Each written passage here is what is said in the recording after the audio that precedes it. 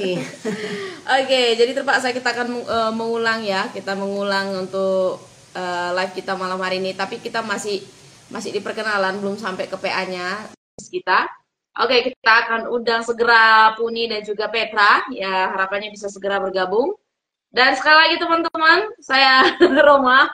Saya Yulia. Iya, kita yang akan memandu host dalam acara Alkitab pada malam hari ini ya. Dan pastinya kita akan belajar malam hari ini masih bertema teknologi, yaitu tentang kisah dari Menara Babel yang ada di Kejadian pasal 11 ayat 1 sampai 9. Ya, teman-teman yang sudah bergabung, silahkan siapkan Alkitabnya untuk kita bisa PA bareng.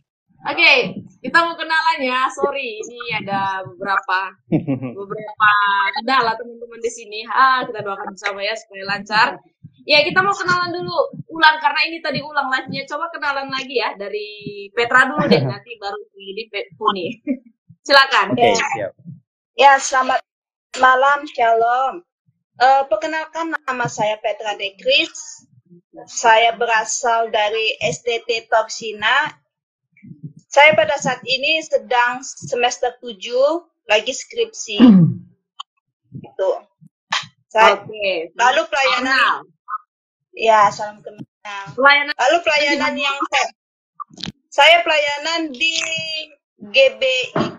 Pertama kali itu GBIS Nusukan. Baru yang keduanya itu saya di Yayasan Misi untuk membantu gereja-gereja desa. Dan saat ini nggak ada pelayanan lagi karena fokus ke skripsi dulu. Oke. Ya, skripsinya bisa cepat selesai. Oke. Salam kenal ya untuk Petra. Sekarang kita kenalan ke Puni. Silakan Puni. Oke, terima kasih. Selamat malam semuanya. Perkenalkan, nama saya Kapuni, biasa dipanggil Puni. Saya dari Sumatera Utara, dari Nias. Sekarang saya lagi di Surabaya, kuliah teologi di STT Sola Gracia di Surabaya. Sekarang semester 7 sama dengan Kak Petra, lagi nyusun skripsi juga. Nah, kalau tempat pelayanan banyak. Pertama saya pelayanan di gereja GMI. Setelah itu saya pelayanan di gereja GKKA. Sekarang iya, GKKA itu Gereja Kebangunan Kalam Allah. Oh. Ya, sekarang saya pelayanan di gereja Center City Blessing di Surabaya. Oh ya. Oke. Salam kenal Puni. Iya, salam kenal juga. Oke, ya karena kedua kita sudah kenal, kita akan segera mulai acara kita malam hari ini ya, teman-teman, untuk penalaman Alkitab dari Kejadian 11 ayat 1 sampai 9. Tapi kita akan doa bersama dulu untuk membuka serangkaian PA kita pada malam hari ini ya. Mari saya akan pimpin dalam doa, mari kita berdoa. Bapak yang baik, kami sungguh bersyukur kepada Tuhan. Pada malam hari ini kami boleh bersama kembali untuk melakukan pendalaman Alkitab yang terambil dari Kejadian pasal 11 ayat 1 sampai 9. Tuhan tolong untuk setiap kami, khususnya Putri, Petra, Puni, dan kami semua yang akan belajar hari ini, kami boleh belajar tentang firman Tuhan, dan kami siap juga untuk melakukan serangkaian apa yang kami pelajari malam hari ini ya Bapak. Berkati juga untuk kegiatan ini, berkati juga untuk jaringan kami, alat-alat yang kami pakai, kiranya Tuhan yang akan handle satu persatu, dan kami serahkan seluruh rangkaian dari awal pertengahan hingga pada selesai. Pendalaman Alkitab ini boleh membuat kami semakin mengasihi Tuhan, semakin mencintai firman Tuhan. Hanya di dalam nama Tuhan Yesus kami buka untuk pendalaman Alkitab kami, dalam nama Yesus Kristus kami bersyukur dan kami berdoa. Amin. Amin. Oke. Sebelum kita masuk dalam pendalaman Alkitab bersama Petra dan juga Puni malam hari ini, kita mau sedikit overview ya dari kitab Kejadian, karena ini kita ngomongin tentang kitab Kejadian ya. Jadi kalau kita cerita tentang latar belakang kitab Kejadian ini pasti erat kaitannya dengan penulisnya ya, di mana penulisnya dipercaya semua adalah Musa gitu, dan Musa ini menuliskan juga 4 kitab lainnya selain kitab Kejadian, itu disebut sebagai kitab Taurat atau Pentateuch gitu ya. Nah, dan kitab Kejadian ini banyak sekali menuliskan tentang hal-hal yang pertama, awal, dan lain sebagainya ya, termasuk manusia pertama, bahkan dosa, yang pertama, dan juga tokoh-tokoh besar yang ada di dalam Alkitab sebagai apa ya, bisa dikatakan sebagai leluhur bangsa Israel dari Abraham, Ishak, Yakub sampai dan juga ya Abraham, Ishak, Yakub sampai Israel, sampai bangsa Israel seperti itu. Ya, tahu nggak teman-teman kenapa dinamakan kitab Kejadian? Ya, mungkin beberapa sudah tahu ya, dinamakan kitab Kejadian karena kitab Kejadian adalah kitab yang menceritakan segala sesuatu yang memulai kejadian di seluruh dunia ini, yaitu penciptaan, kemudian penciptaan manusia, penciptaan alam semesta, penciptaan alam manusia, kemudian manusia jatuh dalam dosa, kemudian Tuhan memilih seorang yang sangat luar biasa, Abraham, untuk menjadi cikal bakal atau menjadi permulaan bagi bangsa Israel, dan itu kejadian bangsa Israel dimulai. Jadi banyak sekali hal yang berupa kejadian. Iya. Selain itu kejadian juga sangat kental sekali dengan hal-hal yang bersifat sejarah gitu ya, karena keseluruhan sejarah bangsa Israel memang dimulai dari kitab Kejadian atau kisah kejadian. Sebenarnya kitab Kejadian bukan hanya asal mula dari bangsa Israel, bahkan asal mula dari seluruh umat manusia. Iya, oke. Dan salah satunya di pasal 11 ini akan mengisahkan bagaimana ya Tuhan mengacaubalukan satu yang tadinya berkumpul jadi dikacaubalukan oleh Tuhan, itu yang akan kita lihat bersama malam hari ini dari Kejadian pasal yang 11 ya. Saat itu ketika kalau kita lihat dari kronologisnya gitu, kasusnya setelah tragedi air bah yang ada di Kejadian pasal 10, di mana Nuh yang disuruh Tuhan untuk membuat bahtera gitu, dan setelah air bah terjadi, Nuh memiliki anak Sem, Ham, Yafet, yang akhirnya menghasilkan anak-anak yang lain, dan mereka akhirnya juga memiliki masing-masing. Kalau di Kejadian 10 mereka sudah memiliki masing-masing tempat, dan di sana akhirnya Tuhan kita lihat nanti bagaimana Tuhan menghubungkan keturunan dari Nuh ini sampai keturunan selanjutnya ya, di mana keturunan Sem juga sampai keluarga Abraham itu adalah satu cikal bakal di mana Terah dan keturunan Abraham itu akhirnya nanti lahir. Ya, kitab Kejadian, khususnya kitab Kejadian pasal 11, kita nanti akan melihat bagaimana perkembangan kebudayaan manusia. Di antaranya juga teknologi muncul. Jadi kalau saudara lihat, Alkitab sebenarnya sejak Kejadian sudah berbicara tentang teknologi. Walaupun kata teknologi tidak ada di dalam Alkitab. Kalau minggu lalu kita bicara tentang teknologi perkapalan, maka hari ini kita akan berbicara tentang teknologi arsitektur atau pembangunan, atau mungkin lebih ke teknik sipil kali ya. Oke. Nah, jadi topik malam hari ini Menara Babel dari Kejadian 1 ayat 1 sampai 9. Kejadian 11. Menara Babel adalah salah satu pencapaian manusia yang justru menghancurkan dan merusak manusia. Dan bagian ini akan kita pelajari bersama Puni dan Petra. Oke. Kita baca dulu ya untuk ayat-ayatnya. Kejadian 11 ayat 1 sampai 9. Teman-teman di rumah juga bisa buka Alkitabnya untuk bisa membaca bersama-sama. Nanti Petra bisa baca dari ayat 1 sampai ayat 5. Nanti dilanjutkan Puni dari ayat 6 sampai ayat 9. Ya, silakan dari Petra dulu. Baik, terima kasih Kak. Saya akan membacakan dari Kejadian 11 ayat 1 sampai 5. Beginilah firman Tuhan. Adapun seluruh bumi, satu bahasanya dan satu logatnya. Maka berangkatlah mereka ke sebelah timur dan menjumpai tanah datar di tanah Sinear. Lalu menempatlah mereka di sana. Mereka berkata seorang kepada yang lain, marilah kita membuat batu bata dan membakarnya baik-baik. Lalu batu itulah dipakai mereka sebagai batu dan tegala-gala sebagai tanah liat. Juga kata mereka, marilah kita dirikan bagi kita sebuah kota dengan sebuah menara yang puncaknya sampai ke langit, dan marilah kita cari nama, supaya kita jangan terserak ke seluruh bumi. Lalu, turunlah Tuhan yang melihat kota dan menara yang didirikan oleh anak-anak manusia itu. Ya, silakan Puni. Ayat 6, dan dia berfirman, Mereka ini satu bangsa dengan satu bahasa untuk semuanya. Ini barulah permulaan usaha mereka. Mulai dari sekarang, apapun juga yang mereka rencanakan, tidak ada yang tidak akan dapat terlaksana.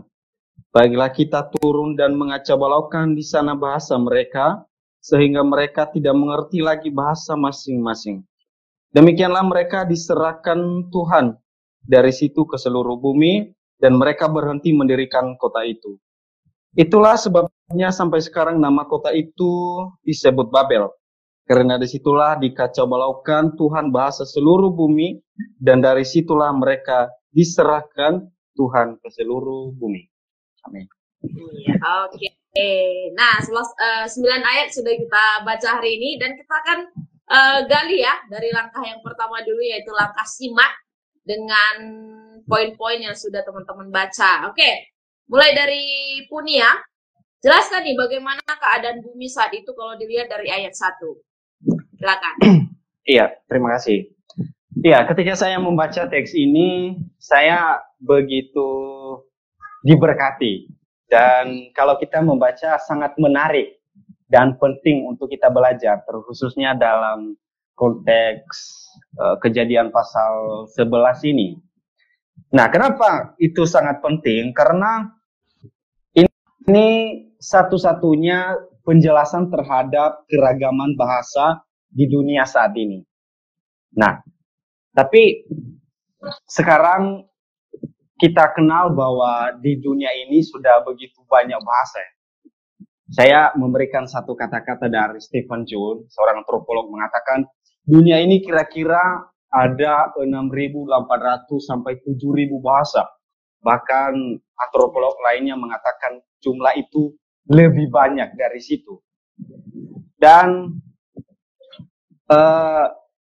tentunya kita sebagai orang yang percaya, sebagai orang Kristen, kita percaya bahwa semua manusia berasal dari keturunan Adam dan Hawa. Jadi sudah pasti bahwa manusia satu bahasa, dan kenapa? Ya, mengapa pada akhirnya keragaman bahasa sekarang itu banyak? Ya. Nah, kita akan melihat seperti apa kondisi ya. Ya, langkah simak itu adalah langkah di mana kita hanya mempelajari dari teks lebih dahulu, ya. Jadi kita langsung melihat teksnya saja. Semua yang dikatakan di luar teks belum perlu untuk dijelaskan lebih dulu. Nanti di langkah-langkah berikutnya akan, tetapi di langkah simak kita akan hanya fokus melihat teksnya aja dulu, oke? Nah, Oke, siap. Terima kasih. Tadi Kak Roma sudah memberikan pertanyaan, jelaskan bagaimana keadaan bumi saat itu menurut ayat 1 saja dari Kejadian 11. Oke.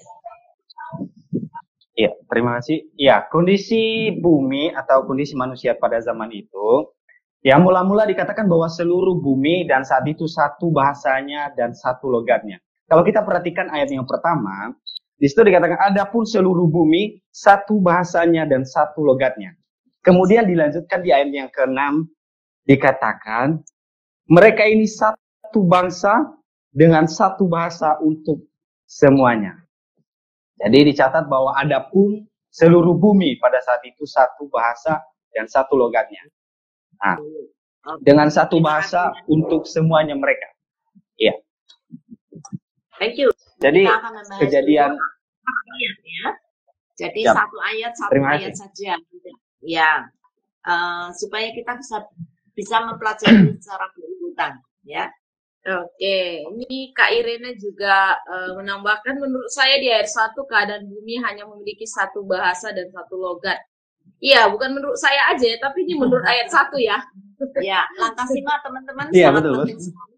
Kita kembali ke teks, bukan untuk interpretasi. Iya. Langkah pertama tidak boleh menginterpretasi. Jadi kita biarkan teks itu berbicara apa adanya, bukan Kita memasukkan, ya, bukan memasukkan arti, tetapi akan membuka arti yang sudah ada di dalam teksnya. Ini namanya exegesis, bukan eisegesis. Jadi jangan menafsirkan lebih dahulu, ya. Oke. Oke, ya kita lanjutkan ya di ayat berikutnya. Kemana mereka hendak pergi dan mengapa mereka pergi ke tempat itu menurut ayat 2. Ini silakan Petra. Baik, Kak, terima kasih. Saya ulangi lagi pertanyaannya, kemana mereka hendak pergi dan mengapa mereka pergi ke tempat itu berdasarkan ayat 2. Mereka pergi ke sebelah timur. Dan pertanyaan selanjutnya, mengapa mereka harus pergi ke sebelah timur? Nah, itu sebelah timur itu adalah yang terdapat di tanah Sinear ya Kak ya. Tanah Sinear itu terdapat di sebelah timur. Jadi mereka hendak pergi ke sebelah timur dan pergi ke tempat tanah Sinear. Itu Kak. Oke, dan mengapa mereka pergi di tempat itu? Kalau dilihat ayat 2 ini. Dan kenapa mereka pergi ke tempat tanah itu, atau ada apa dengan tanah Sinear itu ya Kak ya? Kita sama-sama tahu tanah Sinear itu adalah tanah dataran yang didiami oleh kota besar. Jadi di situ tanah Sinear itu cocok untuk bercocok tanam. Jadi mereka tuh di ayat 2 ini mereka melakukan perjalanan pengembaraan Kak. Jadi mengembara mereka, baru sampailah mereka di tanah Sinear. Oke. Dan dikatakan mereka menetap di sana ya? Ya, menetap. Jadi mereka saat melakukan pengembaraan, mereka menemukan tanah dataran, yaitu tanah Sinear. Lalu mereka menetaplah tinggal di sana. Karena menurut mereka tanah Sinear itu adalah tanah yang baik untuk mereka bercocok tanam. Gitu Kak. Ya, bukan hanya untuk bercocok tanam, tapi tanah untuk mereka bisa tinggal dengan baik karena tanahnya datar. Kalau bergunung-gunung mungkin sulit sekali untuk membangun tenda atau membangun rumah, tapi karena datar maka sangat mudah sekali karena zaman itu masyarakatnya masih nomaden. Ya, berpindah-pindah ini karena masih kejadian 11 ya. Masih sangat berpindah-pindah dari satu tempat dan ke tempat lain. Oke. Nah, apa yang bisa kita ketahui tentang kepandaian manusia saat itu? Kalau dilihat dari ayat 3 nih, ayat berikutnya. Ya, silakan, Puni lagi nih. Oke, apa yang kita bisa ketahui tentang kepandaian manusia saat itu? Dicatat, mereka berkata seorang kepada yang lain, marilah kita membuat batu bata dan membakarnya baik-baik. Lalu bata itulah dipakai mereka sebagai batu dan tergala-gala sebagai tanah liat. Jadi apa yang kita ketahui tentang kepandaian manusia? Jadi di dalam ayat yang ketiga ini menunjukkan bahwa manusia pada waktu itu mereka memiliki keterampilan teknis yang cukup maju dalam konstruksi pada saat itu dan juga dalam bentuk material atau bangunan, serta kemampuan mereka untuk merencanakan proyek yang besar yang akan mereka lakukan pada saat itu. Dan ini kalau kita baca mencerminkan bagaimana tingkat kepandaian dan kemampuan inovatif yang tinggi pada saat itu, ya, pada konteks zaman itu. Begitu. Ya, jadi mereka sudah mengenal teknologi yang namanya membuat batu bata. Membuat batu bata. Saat itu teknologi yang kemungkinan besar paling tinggi karena mereka masih masyarakat nomaden, mereka biasanya tidak menetap di satu tempat, tapi batu bata itu membuat mereka punya ide untuk bisa menetap di satu tempat dan tidak perlu pindah-pindah ke banyak tempat. Karena batu bata kalau sudah bikin gedung atau bikin rumah, nggak mungkin akan dibawa rumahnya ya. Iya. Dan kalau kita lihat ya tergala-gala di sini dikatakan batu bata itu mereka bakar gitu ya, dan dijadikan sebagai tanah liat dan tergala-gala. Tadi sempat dicari sih, itu artinya sebagai perekat gitu ya, yang membuat bahan batu bata itu merekatkan atau mengikatkan bata yang satu ke bata yang lain gitu. Jadi ya ini mungkin jadi semen alami mereka saat itu, dan ini sangat bagus sekali karena kemampuan mereka menggunakan bahan bangunan yang ada itu sangat istilahnya bisa dibilang itu yang tercanggih saat itu teknologinya gitu ya. Ya. Batu bata itu dari tanah yang dilumat dengan ter gala-gala, akhirnya menjadi tanah yang keras. Oke. Nah, Kita lihat di bagian berikutnya ya, apa motivasi mereka sehingga sangat ingin membangun sebuah kota dengan menara yang puncaknya sampai ke langit dari ayat 4. Silakan Petra. Baik, terima kasih atas pertanyaannya. Yang menjadi motivasi mereka atau apa yang menjadi tujuan mereka itu ketika mereka membangun menara itu sampai ke langit itu ada satu, mereka itu mencari nama. Ya, berdasarkan ayat itu juga dikatakan mereka, marilah kita mencari nama. Yang dimaksud di sini mencari nama itu adalah mencari reputasi dan mencari kedudukan. Dan yang kedua, motivasi mereka dalam membangun menara itu adalah ingin tinggal bersama-sama dalam satu kesatuan. Berarti mereka ini mempunyai dorongan untuk saling ketergantungan, Kak. Agar ketika nanti kembali datang dalam pemikiran mereka, mereka tidak terserak kembali. Karena di sini juga di ayat kedua dijelaskan, setelah ada ajakan marilah kita cari nama, supaya kita jangan terserak ke seluruh bumi. Jadi motivasi mereka itu ketika mereka membangun kota itu dengan menaranya sampai ke langit, itu tuh ada dua motivasi. Satu, mencari nama, dan yang kedua agar mereka tidak terserak kembali, Kak. Terima kasih. Iya.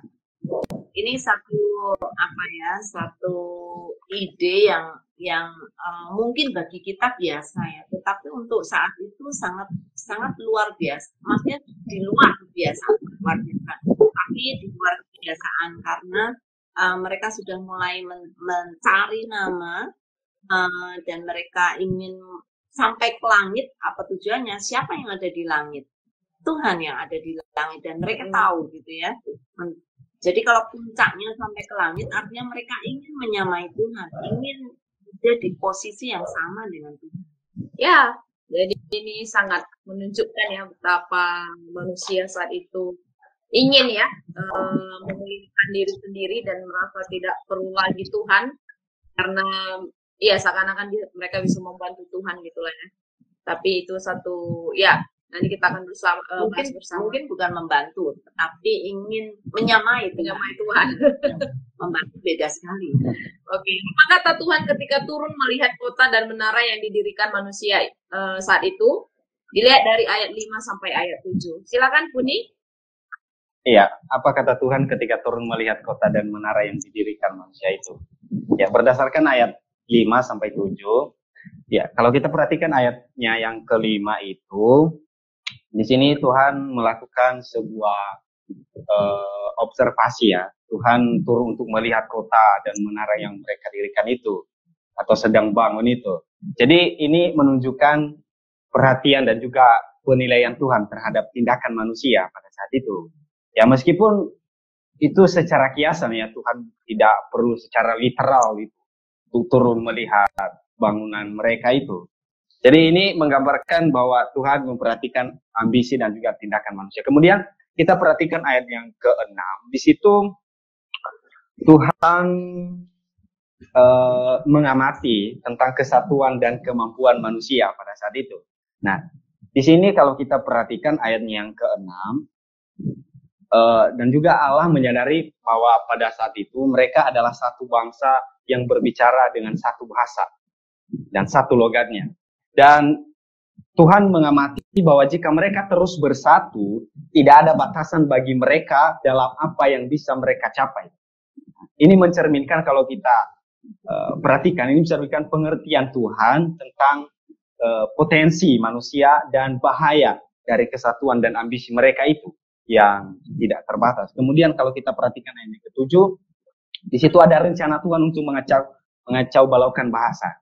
Jadi untuk mencegah mereka mencapai tujuan yang ambisi mereka itu, yaitu untuk menyamai Tuhan. Jadi Tuhan memutuskan untuk mengacau balaukan bahasa mereka, sehingga mereka tidak bisa saling memahami satu dengan yang lain. Iya, itu saja. Terima kasih. Iya, terima kasih banyak Puni. Sudah jelas sekali ya, tadi sudah disampaikan oleh Puni bahwa Allah turun untuk melihat apa yang dilakukan oleh anak-anak manusia, dan Tuhan melihat mereka tidak mau untuk pergi, dan mereka ada satu hal yang menarik di sini ya, tidak ada yang tidak dapat terlaksana. Bukan berarti bahwa Tuhan takut disaingi oleh oleh mereka ini, tapi ya seakan-akan kalau kita membaca sepertinya artinya seperti itu ya. Tapi Tuhan punya rencana, apapun juga yang mereka rencanakan itu bukan menjadi rencana Tuhan. Ya. Iya, dan itu rencana mereka itu untuk melawan kehendak Tuhan. Makanya ayat 7 ini dikatakan Tuhan akan mengacau balaukan gitu ya, karena sesuatu yang tidak berdasarkan rencana Tuhan yang sedang mereka dirikan gitu ya. Nah, bagaimana Tuhan menghentikan pendirian kota itu menurut ayat 8? Ya, silakan. Baik, Kak, terima kasih. Saya ulangi kembali pertanyaannya. Bagaimana cara Tuhan untuk menghentikan pendirian kota itu berdasarkan ayat 8 ya, Kak ya? Berdasarkan ayat 8 itu dikatakan, demikianlah mereka diserahkan Tuhan dari situ ke seluruh bumi.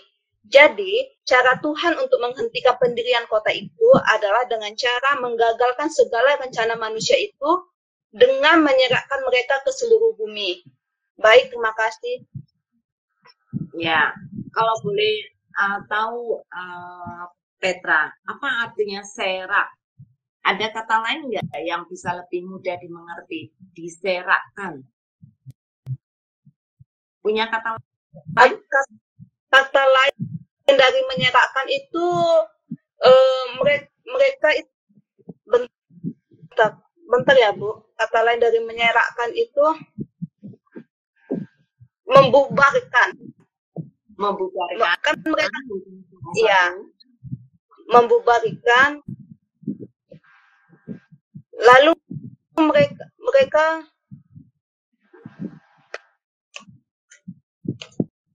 mencerai-beraikan. Ya, mencerai-beraikan bisa juga. Ya. Menghamburkan, mencecer-cecerkan mereka. Oke. Ya, ini kata bahasa kali ya yang masih dipakai. Ya. Oke, dengan menyirakkan, artinya membubarkan atau menyebarkan mereka ke tempat yang berbeda-beda. Oke. Nah, mengapa sekarang kota itu dinamakan Babel? Kalau dilihat dari ayat 9. Silakan Kuning. Iya. Kalau kita perhatikan itu sudah jelas ya. Itulah sebabnya sampai sekarang nama kota itu disebut Babel. Ya karena disitulah dikacau balaukan Tuhan bahasa seluruh bumi. Dan dari situlah mereka diserahkan Tuhan di seluruh bumi. Jadi nama Babel yaitu menggambarkan peristiwa di mana bahasa-bahasa manusia dikacau balaukan oleh Tuhan dan menyebabkan penyebaran mereka ke berbagai belahan dunia ini. Itu. Ya, terima kasih. Jadi terima kasih Mak sudah selesaikan. Hanya mencoba untuk mengerti masing-masing ayat yang ada di dalamnya supaya kita bisa fokus kepada ayat-ayat yang disampaikan dan tidak menghentikan arti. Tapi kita akan mendalami lebih lanjut dengan langkah analisa. Ya, kita akan analisa ya. Mengapa manusia tidak mau terserak ke seluruh bumi? Ini dari Petra dulu ya. Silakan dilihat dari ayat 4 nih. Oke. Melalui pendalaman kamu, silakan. Mengapa manusia tidak mau diserakkan di seluruh bumi? Ini dikatakan kan mereka kenapa mereka tidak mau diserakkan? Karena mereka tuh mempunyai tujuan supaya mereka tuh tetap bersatu dan hidup mereka tuh tetap berketergantungan. Jadi mereka tuh saling melengkapi. Jadi ketika mereka tidak mau diserakkan atau tidak mau diserakkan, mereka tuh takut. Mereka tuh takut apabila nanti air bah terjadi kembali, mereka tidak terpencar. Makanya mereka itu membangun menara sampai ke langit. Bahkan di pasal sebelumnya juga dikatakan di pasal 10 bahwa air bah terakhir itu akan bahkan tidak akan ada lagi air bah. Jadi mereka tuh tidak mendengarkan firman Tuhan, tetapi mereka membangun menara sampai ke langit. Dan itulah tujuan mereka supaya mereka tidak terserak lagi. Jadi ketika ada air bah datang kembali, mereka tidak terpencar kembali. Ya, yang jelas mereka sangat tidak mendengar apa yang Tuhan sudah katakan ya. Padahal Tuhan sudah bilang, aku tidak akan memberikan air bah lagi. Tapi manusia sudah ketakutan dan mereka melakukan apa yang mereka inginkan dan mereka tidak mau mendengarkan Tuhan. Iya, jadi bagus banget tadi Petra bilang ya. Satu dan tidak mau terserak ke seluruh bumi gitu ya. Padahal juga kalau kita lihat di Kejadian 9 ayat 1, Tuhan sudah berfirman nih, kamu akan bertambah banyak dan penuhilah bumi, seluruh bumi gitu. Sebenarnya Tuhan mau dari pasal sebelumnya udah bilang kamu harus berserang nih, harus nyebar ke seluruh bumi. Tapi ya mereka menolak firman itu dan kita harus bersatu, kita nggak boleh berserak supaya kita tetap kuat, kita nggak lemah dan lain sebagainya gitu ya. Nah ini sangat bertolak belakang dengan apa yang Tuhan katakan. Bahkan beberapa penafsir mengatakan bahwa jika mereka membangun menara itu mereka menulis nama mereka katanya. Dikatakan mereka menulis nama mereka di situ sebagai simbol bahwa wah mereka besar gitu. Mereka gagah, mereka bisa gitu. Ya, oke. Nah, teman-teman di rumah sangat bisa loh untuk share hasilnya.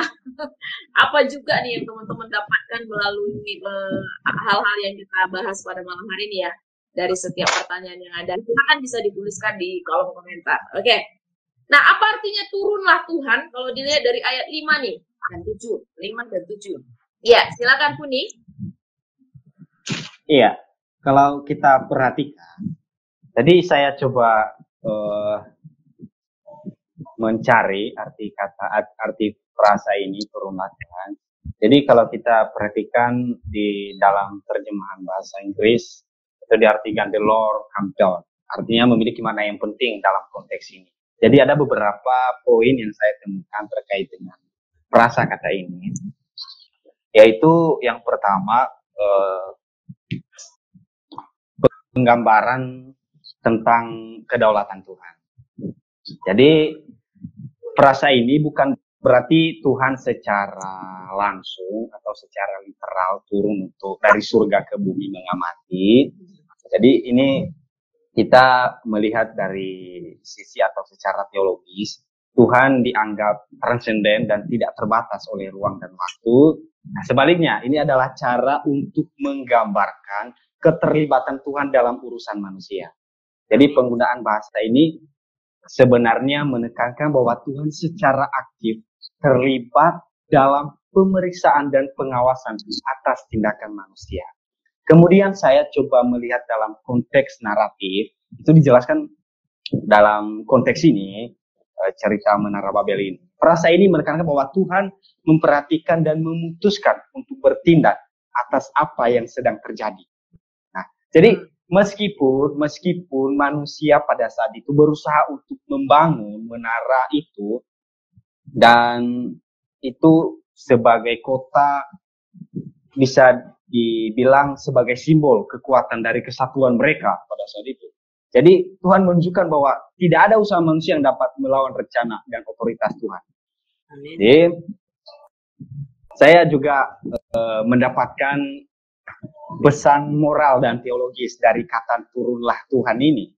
Jadi kita perlu menggarisbawahi bahwa meskipun manusia mungkin merasa mereka dapat mengendalikan atau segala apapun yang mereka lakukan, dan meskipun mereka merasa bahwa bisa, tapi Tuhan tetap berada di atas semua usaha tersebut. Nah, Tuhan kemudian mengacau balaukan bahasa mereka untuk mencegah mereka melakukan itu karena motivasi mereka sudah salah. Kira-kira seperti itu frasa yang saya temukan. Ya, terima kasih. Sudah menjelaskan panjang lebar tentang kata turun, dan ternyata memang betul turun itu memiliki makna yang sangat dalam sekali, bukan hanya secara secara pengertian, tetapi secara teologis juga punya pengertian yang sangat dalam. Tuhan itu ingin terlibat di dalam kehidupan manusia sejak dulu. Tuhan ingin terlibat, tetapi manusia tidak ingin Tuhan terlibat dalam hidupnya. Jadi ini satu satu hal yang sangat saling bertentangan ya satu dengan yang lain. Tuhan ingin mereka terserah ke seluruh bumi, manusia tidak tidak mau. Tuhan ingin semua bangsa memiliki bahasanya sendiri-sendiri. Kalau sudah lihat di Wahyu, dikatakan bahwa semua mulut akan mengaku, semua bahasa akan memuji Tuhan. Artinya apa? Tuhan sudah tahu nanti akan ada banyak bahasa, tetapi manusia ingin menjadi satu dan hanya akan memegang satu bahasa. Ya, itu merupakan satu pemberontakan demi pemberontakan ya. Terus-menerus manusia ingin melawan. Ya, oke. Dan kata turun di sini juga bisa diartikan bahwa manusia nggak akan bisa capai Tuhan, walaupun kayaknya mereka akan ke langit gitu ya. Kalau udah ke langit ini udah dekat banget itu Tuhan gitu ya. Tapi dibilang Tuhan turun, berarti itu masih jangkauannya, walaupun sampai mungkin ke langit mereka bangun, itu Tuhan itu masih sangat jauh dan nggak akan bisa dijangkau membangun menara di pinggir langit sampai ke langit gitu ya. Jadi lagi-lagi Tuhan yang harus turun gitu, karena manusia nggak akan bisa capai Tuhan, tapi Tuhan yang harus turun untuk melihat manusia. Oke, ini ada satu tanggapan nih dari Kak Gotes nih. Turunlah Tuhan yang dimaksud di sini bukan turun secara fisik, turun ke bumi. Hal ini menggambarkan bahwa Tuhan memperhatikan dan menilai tindakan manusia. Iya. Oke. Nah, bagian berikutnya teman-teman, langkah belajar. Apakah Tuhan mengakui kepandaian manusia saat itu, yaitu teknologi batu bata? Silakan bisa sharing nih gimana menurut Petra. Baik Kak. Kita sebelum menjawab pertanyaan ini, kita harus kembali lagi pada Kejadian 9 ayat 1, itu firman Tuhan mengatakan, beranak cuculah dan bertambah banyaklah, serta penuhilah bumi. Nah, itu tujuan Tuhan yang pertama atas manusia. Dan yang kedua, di ayat di Kejadian 9 ayat 15 itu dikatakan itu kan setelah aibah ya Kak ya. Itu setelah aibah, lalu Tuhan berfirman kepada manusia itu di ayat yang ke-15, maka aku akan mengingat perjanjianku yang telah aku adakan di antara aku dan kamu serta segala makhluk yang hidup, segala yang bernyawa, sehingga segenap air tidak akan menjadi lagi aibah untuk memusnahkan segala yang hidup. Jadi untuk menjawab pertanyaan ini, apakah Tuhan mengakui kepandaian manusia pada saat itu dengan menggunakan teknologi batu bata? Jawabannya sama dengan tidak. Tidak, karena manusia itu melanggar apa yang menjadi otoritas Allah atau apa yang menjadi ketetapan Allah. Karena di situ kan Allah juga sudah berfirman, Allah menyuruh manusia itu bertambah banyak dan beranak cucu. Sementara kepandaian manusia menggunakan teknologi batu bata itu untuk untuk mempersatukan mereka kembali, dan mereka itu ketika nanti mereka tuh udah langsung berpikir nanti ya seperti tadi yang di ayat 4 kan, mereka tuh nanti berpikir ketika nanti ada aibah kembali mereka tidak terserak gitu, nggak menyebar, dan jawaban saya adalah tidak, dan Tuhan tidak mengakui kepandaian manusia pada saat itu. Makasih ya. Kalau jawabannya Tuhan tidak mengakui kepandaian manusia, berarti manusia tidak diciptakan sesuai dengan gambar rupa Allah. Iya. Tuhan menciptakan akal budi kepada manusia, artinya Tuhan tahu bahwa manusia itu pandai karena diciptakan sesuai dengan apa yang Tuhan inginkan, yaitu memiliki akal budi. Ya, apakah Tuhan mengakui? Ya, jelas yang membuat manusia adalah Tuhan. Kalau Tuhan membuat manusia pandai, pasti Tuhan mengakui bahwa manusia pandai. Dan ada beberapa orang berpikir, Tuhan nggak mau mengakui teknologi batu bata. Tuhan nggak suka dengan teknologi. Itu sangat salah sekali. Karena kalau kita lihat berikutnya, tidak ada masalah dengan batu bata. Justru Tuhan memakai batu untuk membangun bait Allah pun Tuhan pakai batu. Ya, walaupun mungkin bukan batu bata, tapi memakai batu, artinya bukan sesuatu yang Tuhan akan takuti atau yang Tuhan larang, sama sekali tidak. Yang Tuhan larang adalah apa motivasi mereka melakukan itu. Iya, yang dijelaskan Petra ini motivasinya, bukan berkaitan dengan teknologinya. Kalau teknologinya iya, karena kan teknologi ini sarana yang dipakai manusia untuk mendirikan sesuatu yang besar gitu ya. Tapi kan sekali lagi tadi yang dijelaskan Petra mungkin berkaitan dengan motivasi mereka yang salah dan mereka menggunakan kembalian mereka untuk melawan Tuhan dengan mendirikan menara yang sangat besar gitu. Tapi kalau masalah teknologi kan ya Enam dikatakan ini baru permulaan nih, dari sekarang apapun yang mereka rencanakan tidak akan terlaksana gitu. Jadi ya secara nggak langsung Tuhan mereka bisa gitu karena Tuhan bahkan lebih bahkan baru permulaan, iya, berarti masih bisa lebih lagi. Jadi Tuhan tidak takut dengan kepandaian manusia. Gitu ya Petra ya. Iya. Oke. Nah, coba kita lihat bagian berikutnya ya. Apakah Tuhan menghentikan pendirian Menara Babel karena kehebatan teknologi batu bata yang dibuat manusia? Atau seperti apa, Uni? Oke. Apakah Tuhan menghentikan pendirian Menara Babel karena kehebatan teknologi batu bata yang dibuat manusia pada saat itu? Jadi sebenarnya teknologi batu bata yang dibuat manusia pada saat itu digunakan untuk mendirikan atau membangun Menara Babel waktu itu. Dan ini juga menunjukkan kemajuan dan juga keterampilan teknis mereka pada saat itu. Jadi saya pikir dalam konteks narasi ini Tuhan tidak menghentikan pembangunan menara hanya karena kemajuan teknologi tersebut. Nah, jadi sebaliknya, Tuhan menghentikan pembangunan itu karena motivasi dan tujuan mereka dan dari proyek tersebut. Nah, yang pertama yaitu kesombongan. Nah, manusia cenderung sombong pada saat itu. Sebenarnya Allah itu tidak menghentikan pembangunan menara itu karena kemajuan teknologi.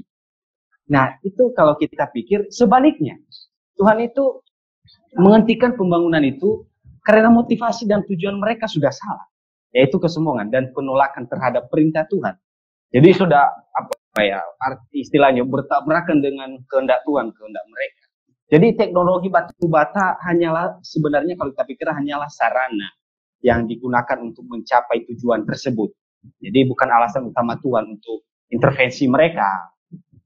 Jadi secara keseluruhan kita melihat bahwa Tuhan menghentikan pembangunan Menara Babel itu bukan karena teknologi batu bata itu sendiri, tetapi karena keinginan manusia untuk melawan kehendaknya dan ambisi mereka untuk menyaingi Tuhan, bahkan menyamai mereka dengan Tuhan ya. Jadi itu sebenarnya Tuhan tidak menghentikan mereka untuk melakukan teknologi, tapi motivasi mereka salah. Terima kasih. Ini ada tanggapan juga dari Kotes Willy. Ayat Kejadian 11 ayat 6 itu menunjukkan bahwa sebenarnya Tuhan mengakui. Ya, tapi sudah disampaikan juga oleh Kak Roma ya. Makasih Kotes Willy. Oke ya, jadi sebenarnya Tuhan menghentikan karena motivasi ya, karena keinginan gitu ya, membangun Tuhan dan keinginan untuk menyamai Tuhan, bukan karena teknologinya gitu ya. Nah, bagian diskusi, apa tujuan Tuhan mengintervensi keinginan manusia untuk membuat manusia menjadi satu bangsa dan satu bahasa?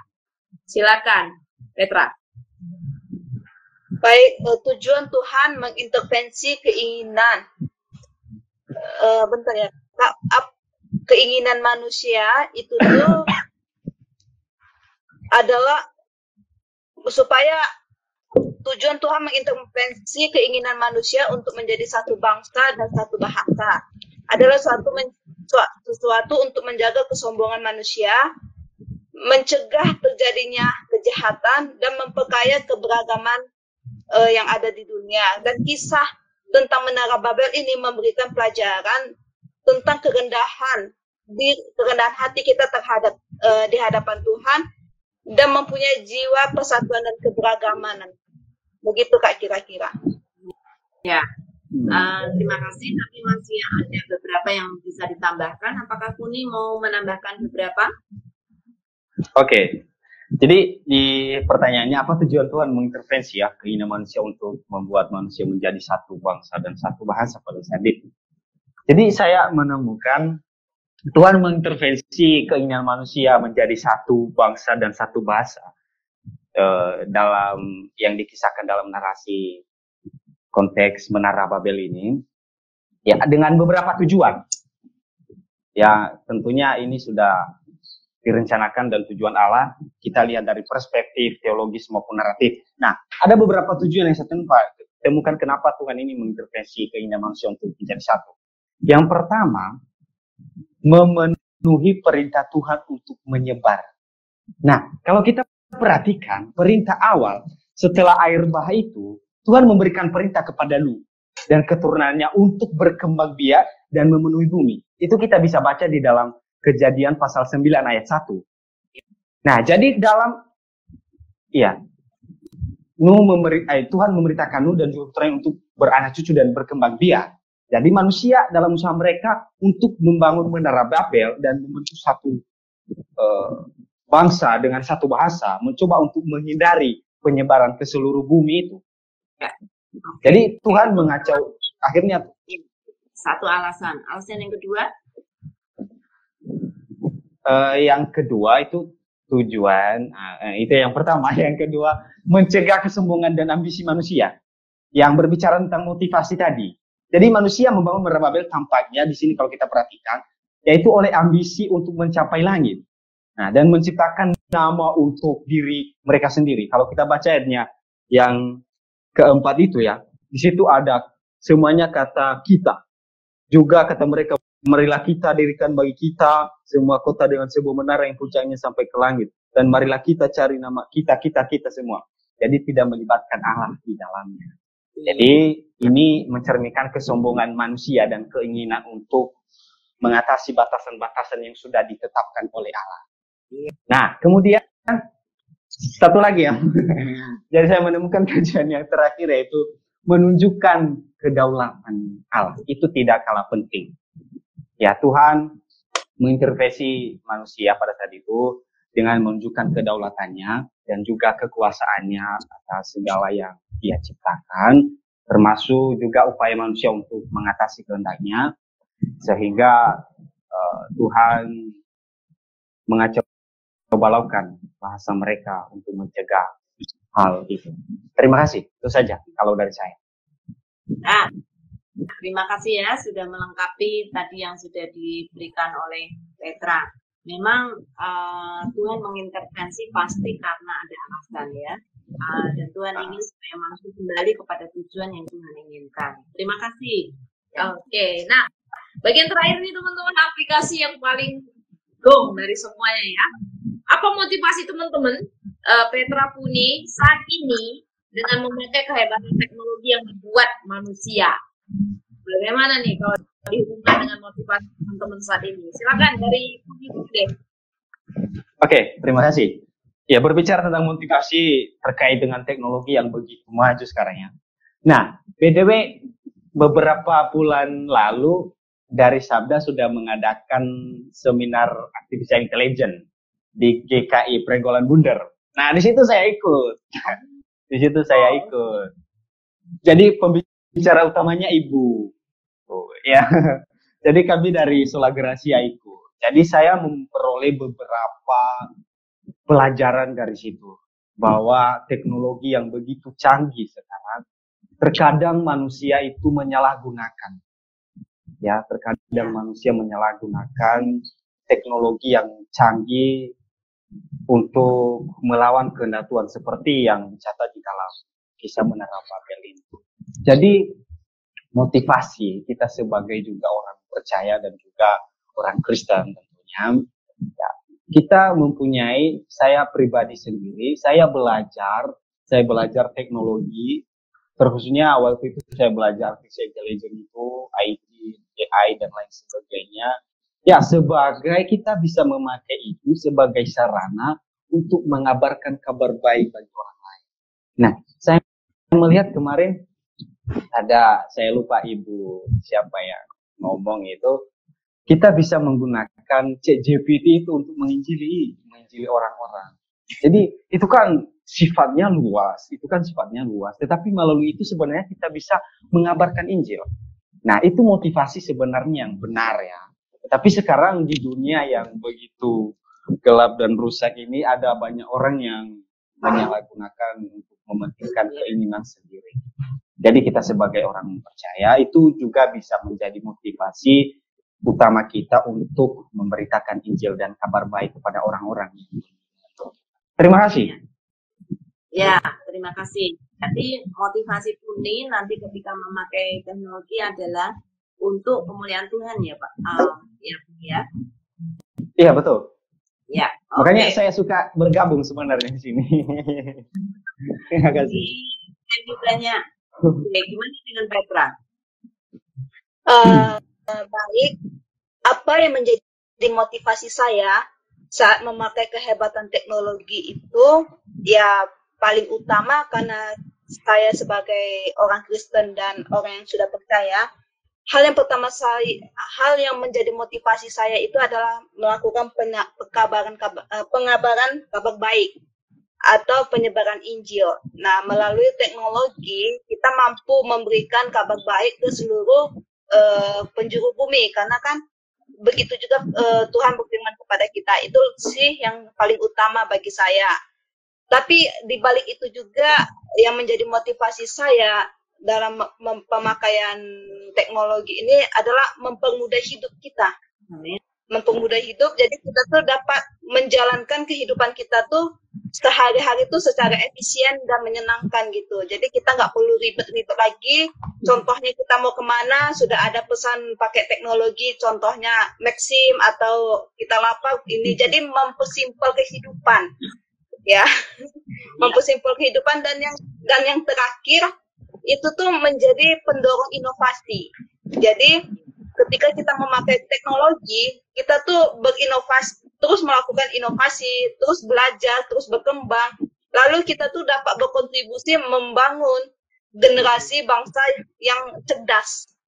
Jadi ketika kita mempunyai generasi bangsa yang cerdas, maka negara kita akan maju. Dan itu bukan untuk negara juga, tapi itu untuk kemuliaan nama Tuhan juga nanti dipermuliakan begitu. Kira-kira. Terima kasih. Oke, thank you banyak untuk Petra dan Puni. Kiranya ini boleh menjadi pendorong bagi semua yang ikut mendengarkan pada malam hari ini untuk terus memakai teknologi bagi kemuliaan Tuhan. Oke, nah dan di akhir ternyata udah banyak tanggapan ya. Saya akan bacakan dulu sebelum kita akhiri hari ini. Udah Gotes, kayaknya kejadian 11 ayat 6 ini. Oh, ini tadi sudah ya. Ada satu pertanyaan dari Kak Gotes juga. Dari kisah ini berarti awal mula dari keberagaman saat ini ya, karena Tuhan menyerahkannya setelah kejadian Menara Babel saat itu. Tanggapan berikutnya dari Pak Doni, seharusnya Tuhan sangat setuju dengan perkembangan teknologi. Seharusnya kita menggunakan teknologi sesuai dengan firman Tuhan agar Bapa dipermuliakan. Nah, dari Bu Evi juga, dari peristiwa Menara Babel, saya sangat bersyukur karena Tuhan tetap pakai teknologi agar firman-Nya, agar kendala aneka bahasa tidak jadi kendala untuk manusia belajar firman Tuhan, meski Tuhan meragamkan bahasa. Dan Tuhan memakai teknologi agar firman-Nya juga dapat dipahami dalam berbagai bahasa, bisa sampai kemanapun manusia tersebar. Puji Tuhan. Oke, dengan teknologi juga ya yang Tuhan pakai. Ya, terima kasih teman-teman sekali lagi, Puni, Petra, dan semua teman-teman yang sudah beri tanggapan ataupun mungkin menyaksikan Instagram AUPA malam hari ini. Pastinya kita juga sekali lagi belajar diingatkan ya, bagaimana Tuhan sama sekali tidak anti teknologi, karena Tuhan yang kasih kepadanya itu, tetapi kalau dipakai dengan cara yang salah, dengan motivasi yang salah, itu akan melawan kehendak Tuhan, melawan perintah Tuhan, dan disitulah Tuhan pasti akan mengembalikan kepada rencananya semua. Ya. Terima kasih untuk Bumi dan Petra yang sudah membagi hal di malam hari ini. Beberapa hal yang sangat penting untuk kita ingat bersama-sama. Tadi Puni sudah berkata, teknologi harus dipakai bagi kemuliaan nama Tuhan untuk mengabarkan Injil, untuk memberitakan kabar kita. Petra sudah mengatakan demikian. Dan ingat bahwa apa yang Tuhan sudah berikan kepada manusia itu harusnya memang untuk mempermudah manusia. Ya, karena itu bersyukur tadi Petra menyebutkan itu untuk mempermudah hidup itu teknologi. Tujuannya untuk apa? Untuk mempermudah hidup manusia. Ya, karena itu kita harus memikirnya untuk mempermudah hidup manusia. Tapi juga kreatif itu menjadi satu bagian yang sangat penting. Tuhan menciptakan manusia bukan hanya pintar, tetapi juga kreatif. bukan tidaknya itu. Karena itu dengan teknologi atau misalkan menciptakan teknologi, kita manusia menjadi semakin kreatif dan itu mencerminkan akan pencipta kita yaitu Allah. Artinya kita akan mempermuliakan Tuhan dengan apa itu.